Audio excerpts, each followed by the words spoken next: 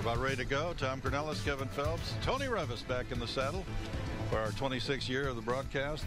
Beautiful day for racing and race watching, Kevin. Yes, What is about 60 degrees? Yeah, we're really close to 60 degrees, and I think we might be in for some fast times here this morning. It is. The course is laid out perfectly. The weather is the coolest we've ever had for the start of the Bix7 road race, so it's all there for the athletes. Now the question is, do they want to attack the course, or does it become tactical? And we'll find out pretty shortly. All right, we see him poised at the starting line down there, and Meb Keflezighi is up there. Joan Benoit, Bill Rogers back for another year. We have a total of 5 Boston Marathon champions here in town. Boston Billy and Joan Benoit and Meb Keflezighi, Caroline Rotich and Buzanesh Diba. They're in the race and competing for the women's title. And we'll hear the name Career once again. We've heard it down through the years. John Career, Leonard Career's won it a few times. Silas Caputo back. 2 guys to watch. Yeah, Silas Caputo's a 3-time Bix7 champion. Leonard Career, born in Kenya, now a U.S. citizen in the United States Army, is a 2-time champion. And we've had 21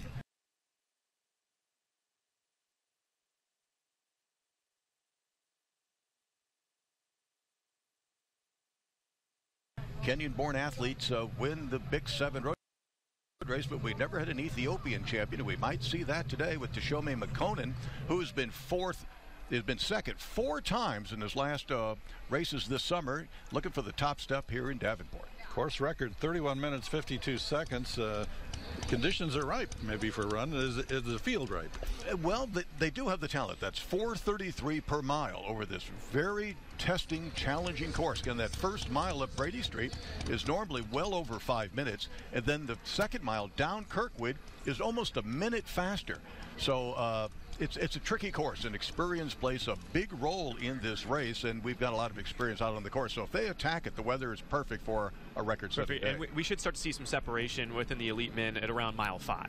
That's the last steep uphill. Normally people can hold on all the way down Kirkwood because it's a downhill, second, third, and fourth mile.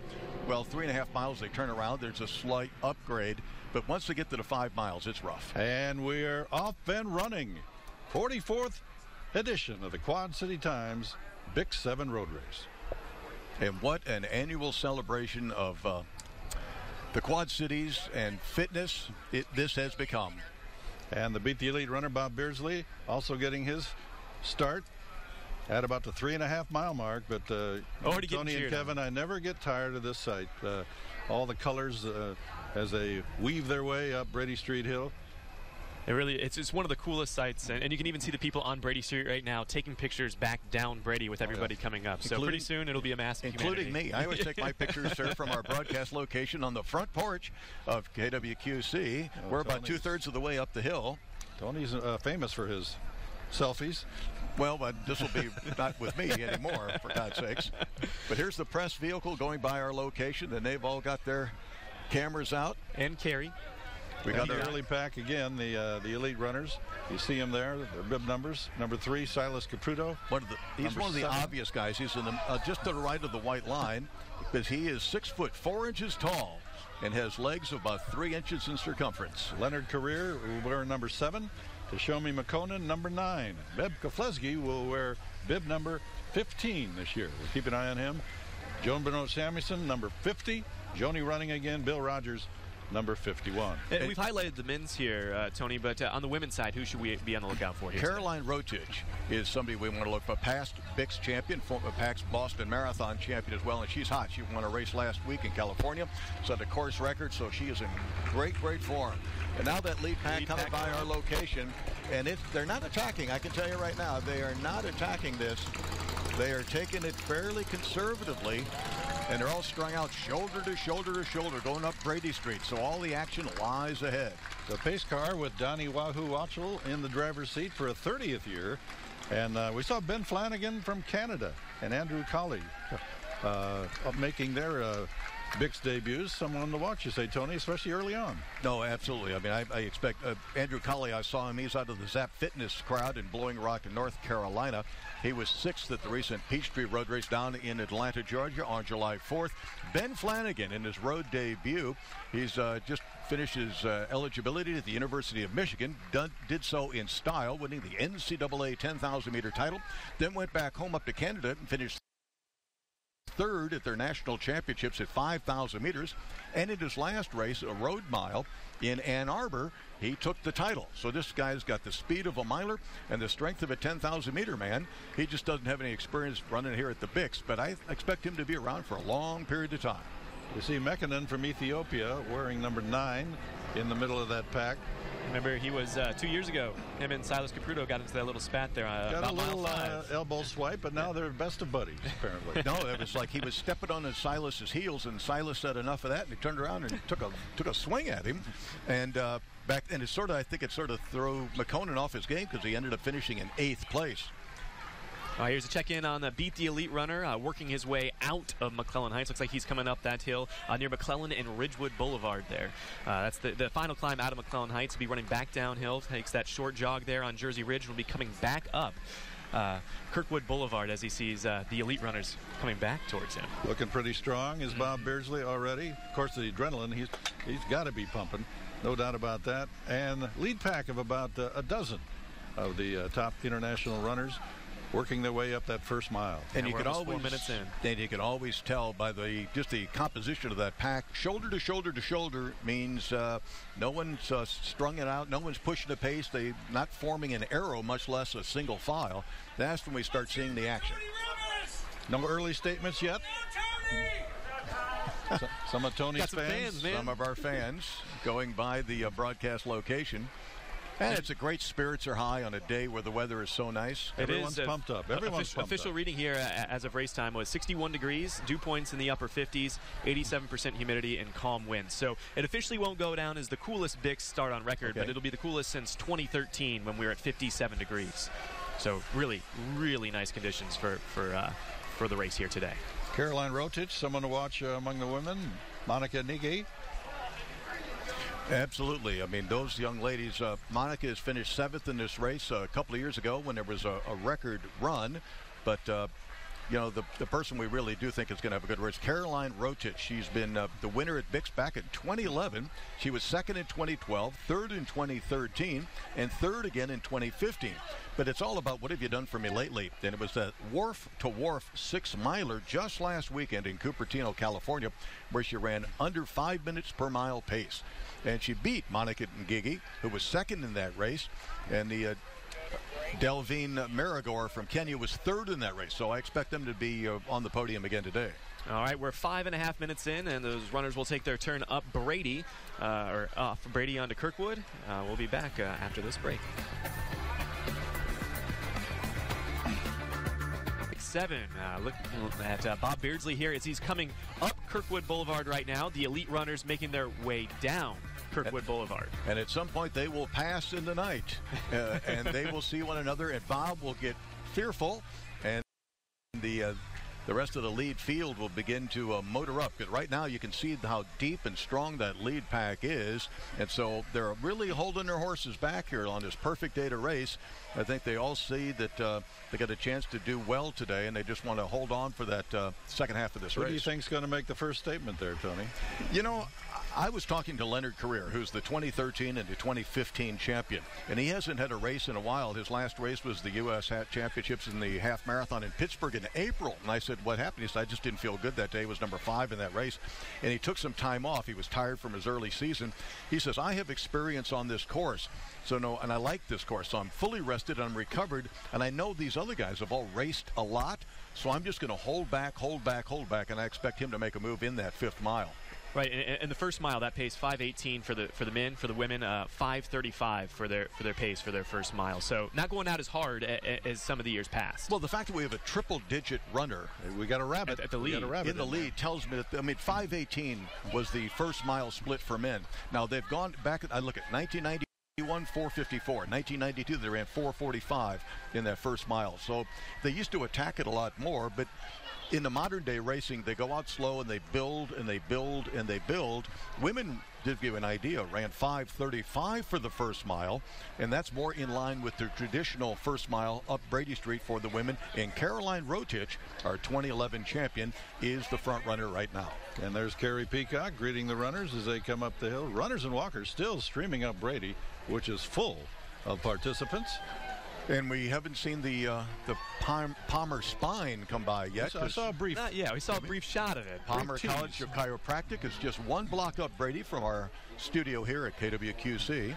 All right, looks like they're starting to make their turn down Kirkwood, so past Eastern Avenue. Looks like they may have passed the Beat the Elite runner. You know, last year we had Wayne Meadows out of Nevada, our unexpected early leader in the race. That's and correct. Now we have another unexpected early leader as the top contenders are letting him go, in many ways not taking him too seriously right now. All right, Beardsley passing some of those elite runners right now. So Beat the Elite, maybe starting to light a little bit of a fire under him now. Checking his pace.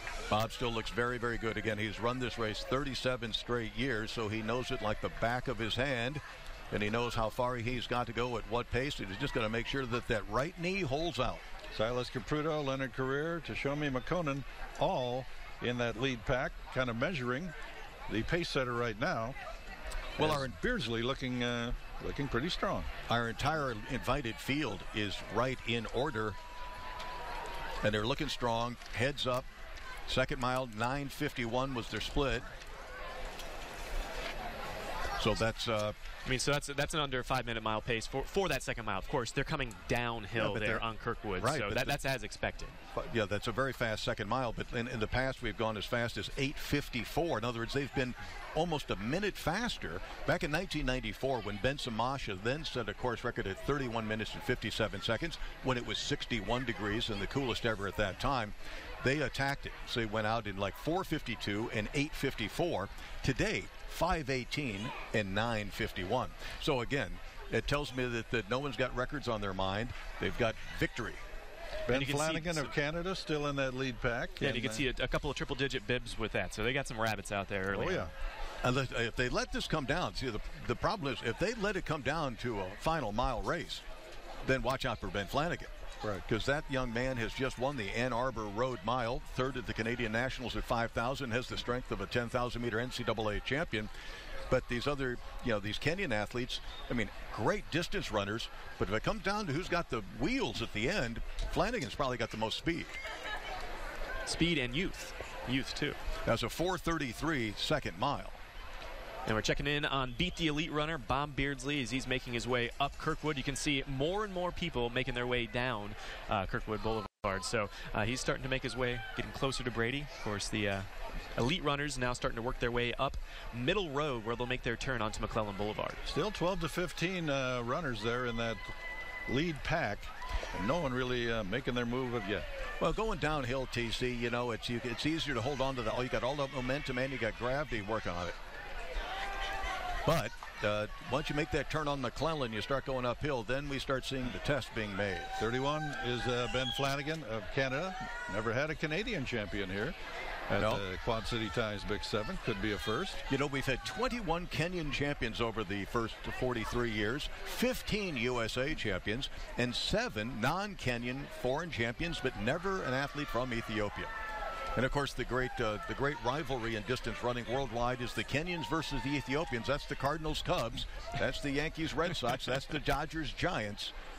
Another tradition, the walking Marilyn Monroes are here. They're just passing our location as well. Big fans of Tony Revis. And there's a look down Kirkwood Boulevard. Running on both sides, looks like, for the time being, but of course they'll be shuffled onto that side heading east towards McClellan Heights. Here's the elite runners making their way up Middle Road. That's a steep incline there coming into McClellan Heights. They'll get to the peak there, and then it's downhill all the way down to almost River Drive, where they'll make that turnaround. And we see number 9, Tashomi McConan, keeping right there. Yeah, he's in the middle of the screen. They're getting close to mile 3. Mile 3 is right there at Hillcrest and McClellan Boulevard. Tashomi McConan, he was second at the Utica Boilermaker earlier in July, third at the Boston Athletic Association 10K. That was in June. He was also Second in Utica, second at the crazy 8-kilometer race in July. So he's been second 4 times in a row, and he's looking for that top step today. Bob Beardsley feeling like a lonely man as he goes up Kirkwood Boulevard, making his way toward that turnaround. Yeah, he just passed mile 5 here a minute ago, so he's got a little under 2 miles left, and of course he's going to make it right up there to Brady Street, hopefully within the next few minutes, and then he can have that nice downhill jaunt here on Brady Street Hill. Walkers making their way up Brady Street. We always wonder if they're going to get to the 1 mile turnaround before the elite runners come, and they always seem to do it. Of course, some running the 2 mile quick picks, another feature of the Quad City Times Bix7 road race.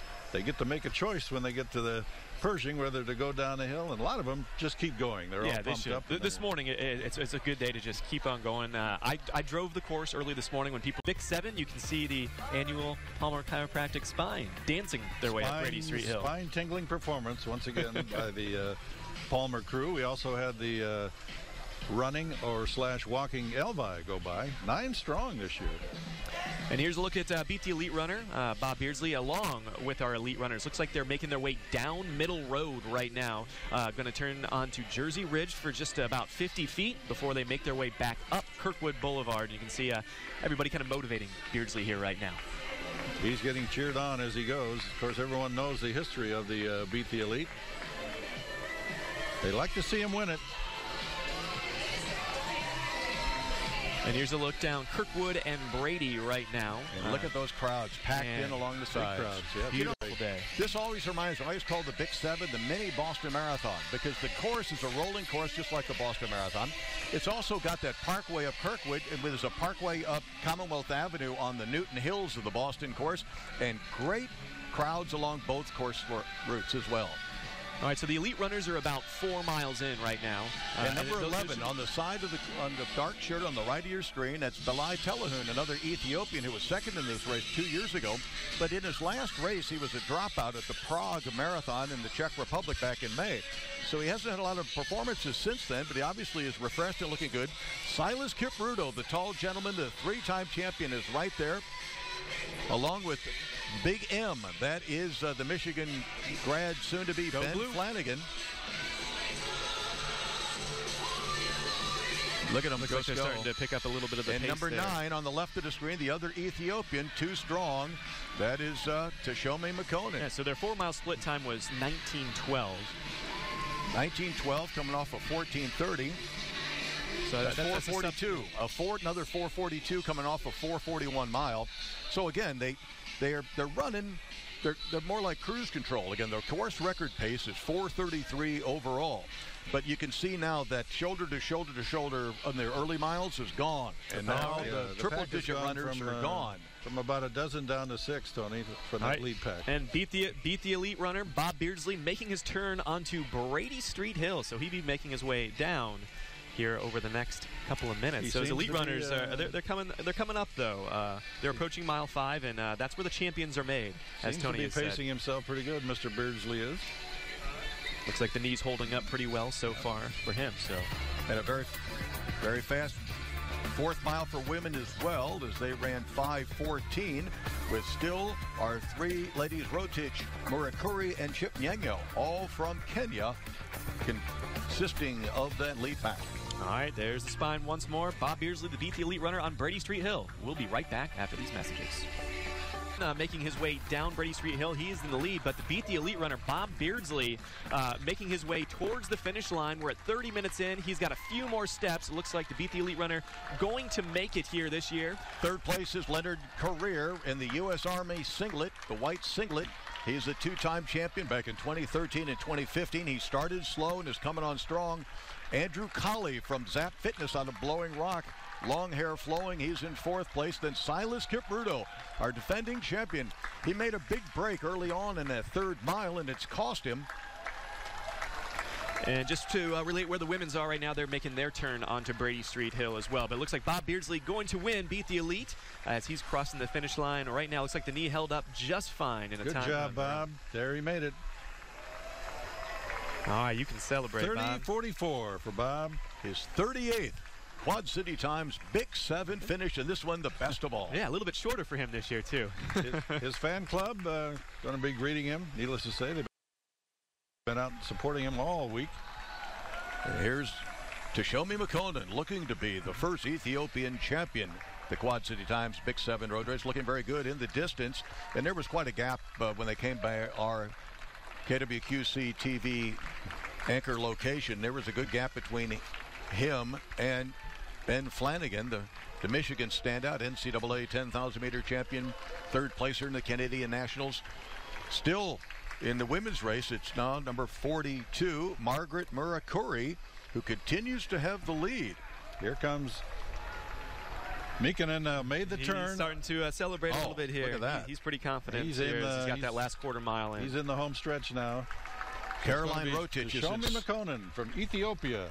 Just to let you know, Caroline Rotich is in second place on the women's side, and Monica Ngigi All right, so from Kenya third. No men's record this year. We just crossed that 31:52. John Career set the record several years ago. So that's extraordinary, very fast. Outstanding record. But we're still looking at a very good time here as McConnen's in the home stretch. I don't think McConnen's worried about the record now, Tony. He wants to be on that celebratory time. That this will be stand. History being made here at the Quad City Times Bix7 with our first Ethiopian champion, and it's a little unusual. We haven't seen that in the past, but his name will be etched forever as the first Ethiopian, just like Joe Enzal. He came in here, you could tell even at the reception yesterday, a quiet confidence in him, and all the race organizers and the elite runner coordinators figured he might be the guy to beat it. Here comes McConnen toward the finish line. 32-35. 32-34 unofficially. All right, the lead women's looks like they're coming down Brady Street Hill right now. That is Margaret McCurry. Yeah, she's got this thing locked up, it looks like. She's got a sizable lead right now over, it looks like Caroline Rotich making her way past our studio right now. And they both look good, but Margaret doesn't look like she's got any give up in her. She's still in good form. And remember, she's a past winner as well. She has the experience. 2012.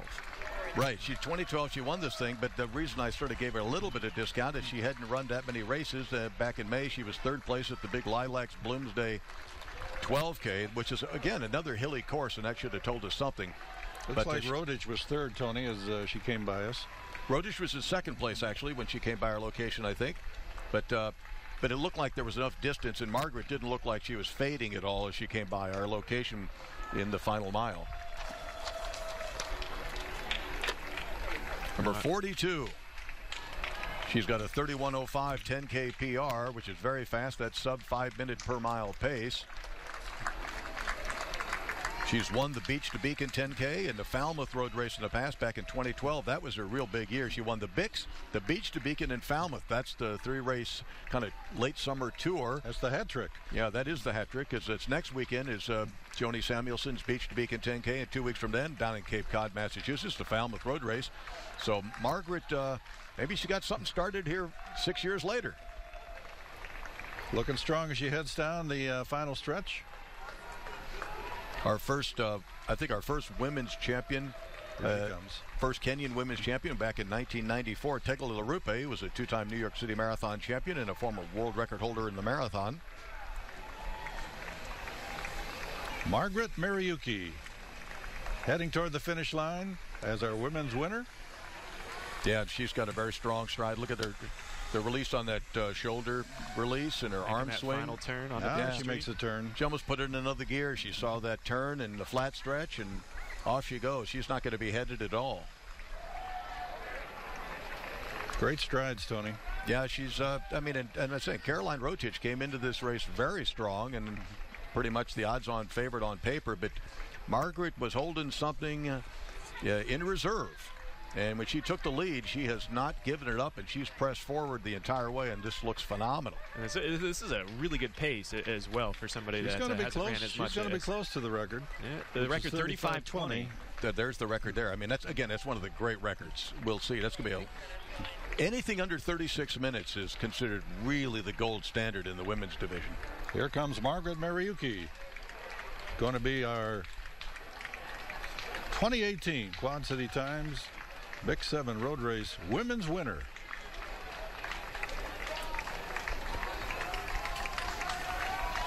The tape is in view. Here it comes. Steered toward the finish line. Margaret Mariuki. Looks like she's going to nip under 36. breaks the wire. 35-53. 35-53. Congrats to her. And 32-34 for Tashomi McConan on the men's side is our champion.